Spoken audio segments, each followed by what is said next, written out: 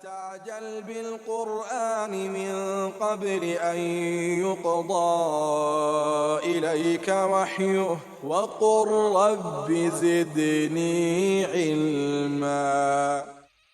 The man of the household, that you have a responsibility to safeguard your family, to make sure that your wife and your children are safeguarded, meaning not from just the physical threats, but that they are safeguarded from all types of wrong and haram, that you make sure your household is a household upon the sunnah, a household that has no haram within it, a household that is implementing the Quran, implementing the Sunnah, teaching your children upon that way, giving them the correct tarbiyah, the correct upbringing. Because Allah told us in the Quran, قُوا أَنفُسَكُمْ وَأَهْلِيكُمْ نَارًا, protect yourselves and your families from the fire. So how do you protect yourselves and your families from the fire? That fire whose fuel is men and stone. You protect yourselves and your families by ensuring that they are educated upon the Quran and Sunnah, that your household is implementing the Quran and Sunnah, that it is far from any type of haram ever entering into it, that it is a household where obedience and worship is done within it, a household where prayer is done within it, the recitation of the Quran is done within it. That is from the means of protecting yourselves and your families from the fire. That is from the means of fulfilling your role as the shepherd over your flock, the shepherd over your household. And that is the role of the husband, and as the hadith comes on to mention later on, there is a role for the wife, for the mother within that too. It is the responsibility of the father and also the mother. She is also a shepherd within the household.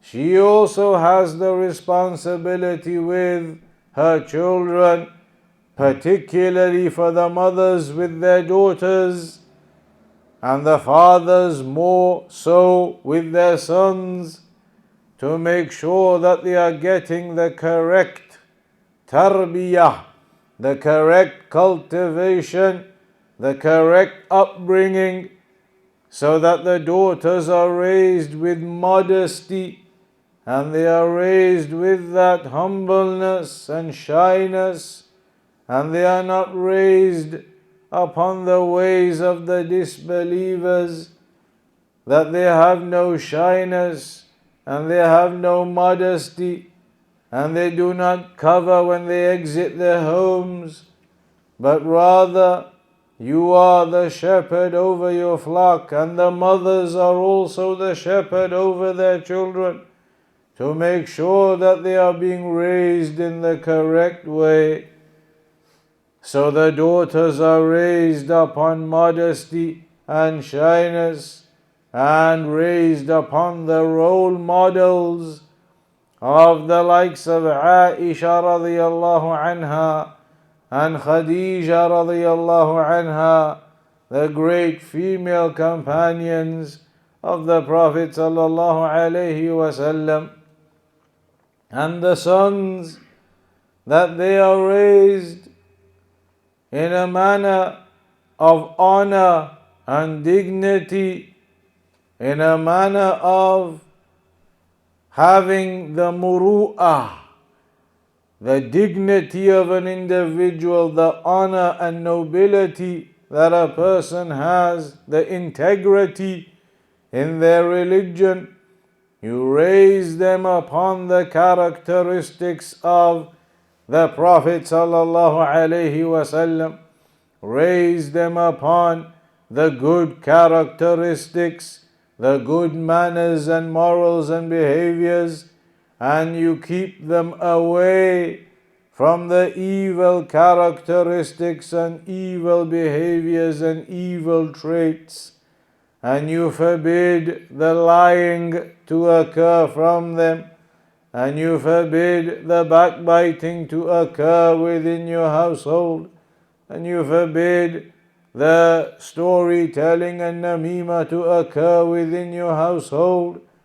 These are all from the meanings of you being a shepherd over your household. You ensure that your children are being raised connected to the Quran and the Sunnah, connected to the mosque, connected to learning, so that they are not left to their own devices, left to go on the streets, left to make their friends on the streets, and so that they grow up in drugs and grow up in crime and grow up in all of the other affairs of evil that exist on the streets.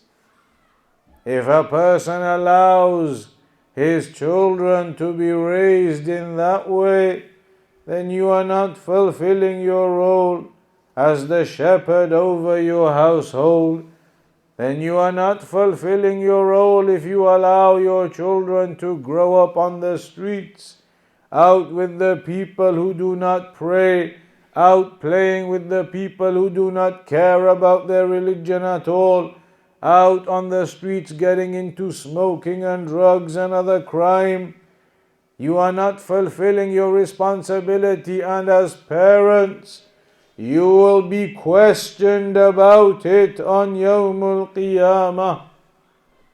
You will be questioned over your responsibility that you had for your children, and if you did not fulfill that responsibility, then you will be questioned upon that as to why you did not fulfill your responsibility, and you'll be held accountable upon that.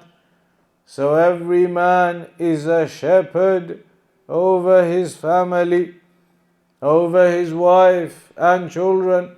The man is also a shepherd over his wife to ensure that his wife is also upon modesty and covering, and his wife is upon practice of the religion and praying.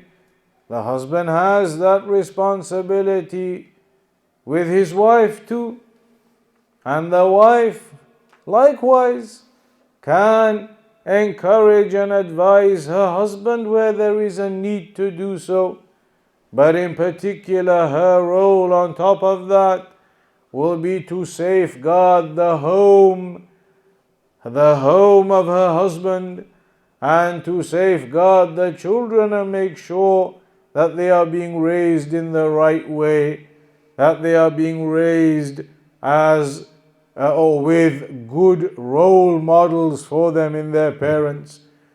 But if the parents themselves, they do not pray, and the parents themselves, they know nothing about the Quran and the Sunnah, the parents themselves, they allow the haram to occur in the house. They bring in the haram into the house. The parents themselves waste their time, and there is no importance given to learning the Quran and the Sunnah and its implementation, to learning knowledge, to practicing the religion. Then what do you expect if your children end up upon that same way, and they are not practicing their religion, and they are not praying, and they do not even learn the prayer, and they are not reciting the Quran or memorizing it? The parents will be responsible for that on Yawmul Qiyamah.